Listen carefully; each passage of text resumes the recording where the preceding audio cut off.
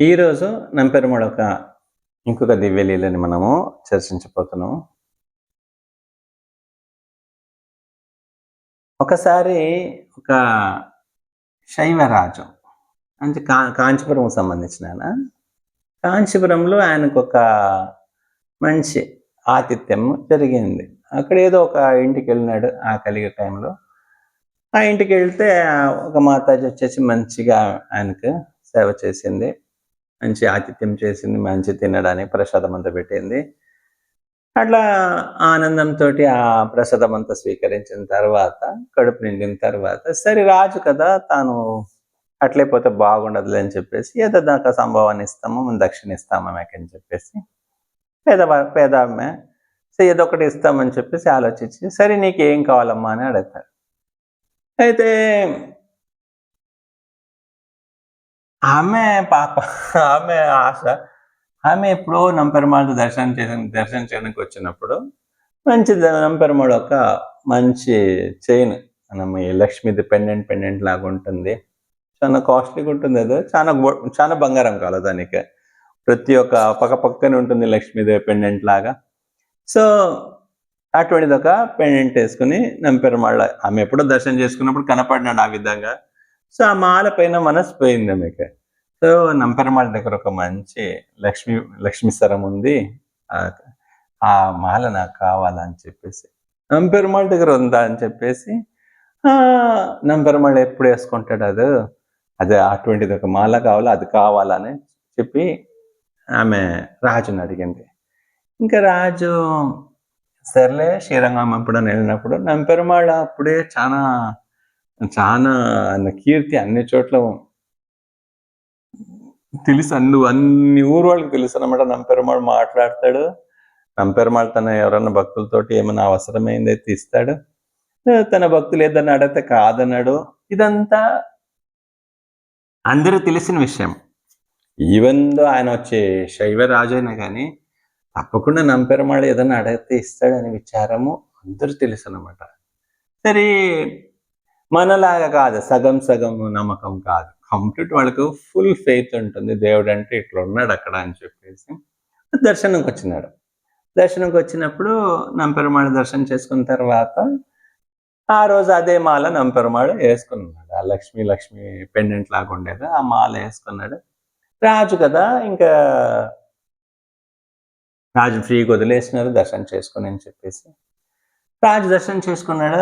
దర్శనం చేసుకున్న తర్వాత అడిగినాడు, తన ఆశగా ఆ మాతాజీకి ఇయ్యాలి కదా ఆ చైన్. సరే నంపెరుమాళ్ ఆ మాల ఇస్తావా, ఒక మాతాజీ అడిగింది నా దగ్గర, తీసుకోబ్బా అని చెప్పేసి నంపెరుమాళ్ కూడా మంచిగా ఇచ్చేసినాడు. మనకేముంది, భక్తుడు అడిగినాడు, సరే తీసుకోమని చెప్పేసి, బంగారం ఏం తక్కువన, సరే అని చెప్పేసి ఇచ్చేసినాడు ఆ లక్ష్మీమాల. అదే తీసుకునేసి ఇంకా మాతాజీకి ఇచ్చేసినాడు. మాతాజీ కూడా చాలా హ్యాపీ అయిపోయింది.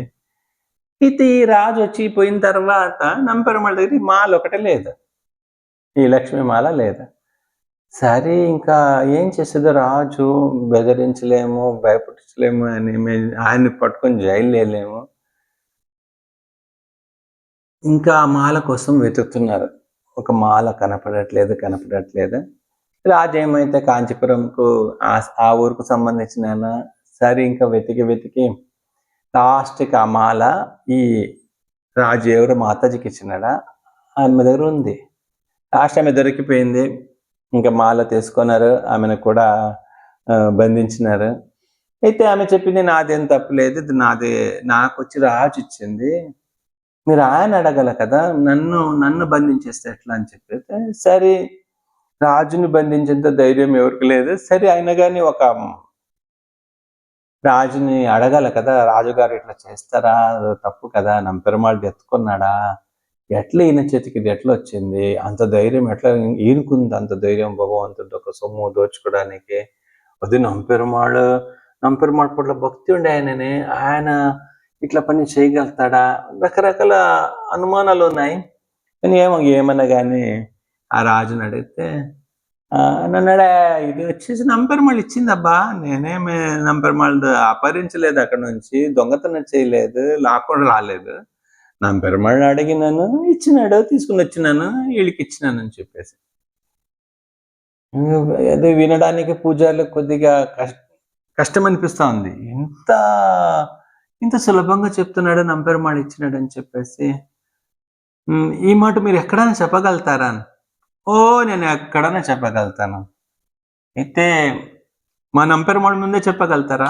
చెప్తానని చెప్పేసి సరే అని చెప్పేసి శ్రీరంగం వచ్చినాడు.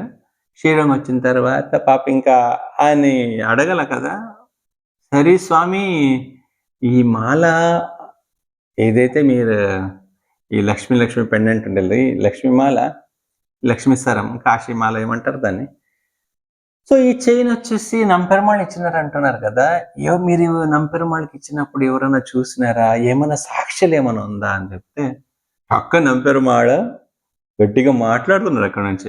ఇచ్చింది నేను ఇక్కడ ఉన్నప్పుడు ఇంక మీకు వేరే సాక్ష్యం ఏం కావాలని చెప్పేసి. ఒక్కసారి అందరు స్టన్ అయిపోయినారు. బ్రాహ్మణుడు ఒక్కసారి స్టన్ అయిపోయినాడు. రాజు కూడా ఒక్కసారి నంపెరుమాళ్ మాట విన్నాడు. నేను ఉన్నాను కదా, నాకిన్న పెద్ద సాక్షి మీకు ఏం కావాలా, నేను ఇచ్చినానని చెప్పేసి ఒకే గాంభీర్యంతో చెప్పినాడు. ఒకే సమయంలో అందరూ భయపడిపోయినారు. అదే కాకుండా నంపెరుమాళ్ ఆ మధురమైన మాటలు వినేసి అందరూ పడిపోయినారు. అరే ఇంత మంచి దేవుడా అని చెప్పేసి. శ్రీ నంపెరుమాళ్ కీ జై.